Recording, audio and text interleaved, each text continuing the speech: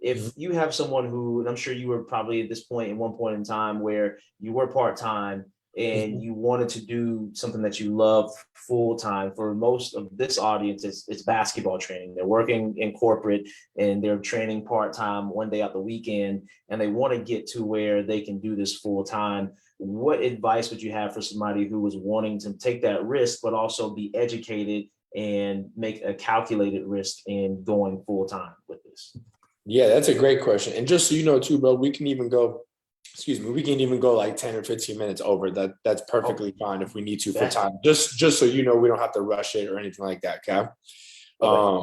So yeah, that's a great question. If what I could do is I can maybe just provide a little bit of a perspective on like my 2 cents. And then from there, we can kind of just break it down a little bit. Like I was working full-time salary job as just like a personal trainer. Like maybe 10% of my clients were basketball clients and like basketball athletes. And my goal was to like completely flip that. I wanted to be like 90% basketball clients and, 10% general population is what they kind of call that market. So for me personally, I was really, really, really big on, okay, I'm going to reach out to as many people as I can on Instagram that just look like they train basketball kids. Like, I don't want to be a basketball trainer, but if there's already going to be people out there that are skilled trainers, right, for like a lack of a better word, I'll just say like skilled trainers, and they already have a pretty good audience and they already have a pretty good following of kids that they train. Well, I don't need to like start my stuff from scratch. I'll be honest, like you can, and there's something to be said about like getting it by yourself. But like, I think that idea and that mindset is a very close-ended mindset. Like if you feel like you need to do everything by yourself, I promise you, like you could potentially reformulate that thought process to make your process way more fluid and easier to get to where you want to get to one day. So for me personally, like I said, I reached out to about 15 different skill trainers in Austin.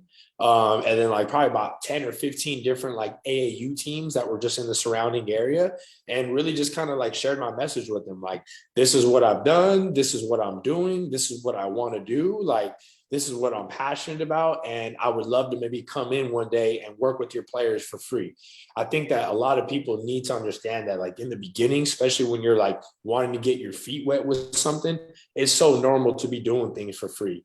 You got to be able to like show your value. You got to be able to prove your value to people.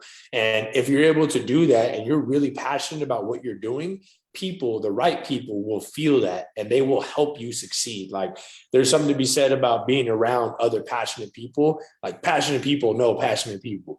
Like they know it, they can feel it. It's just like this energy, and you want to have that type of energy usually around you, because whatever you guys are going to be doing, it's not about me, but it's about, if we're able to share this space together and hold that space and that type of energy, then like everything is going to rise together and we can succeed, both of us, right? Or all of us, as a staff or as a team, as a community, more than one person can do by themselves. So if you're looking to do it full time, I would say number one, be open to doing things for free. Number two, like you got to be able to reach out to people. You got to be able to be vulnerable. You got to be okay with people just leaving you on red. I think maybe 5 people responded to me from those 35 messages. But like, to be honest, I wouldn't be here where I'm at today without that. And I wouldn't be here today without my business partner, Zach, who was, one of the first people to actually respond to me, sit down with the meeting. I had no clue who he was. He had no clue who I was. So, obviously I got lucky with getting into business with a good guy, just a good, whole, genuine person, who is not all about himself, but is, sees the bigger vision about building a community. So yeah, like I said, 1, to be able to do free. 2, you got to be able to reach out. And then 3, honestly, at some point, like you're going to have to take a jump.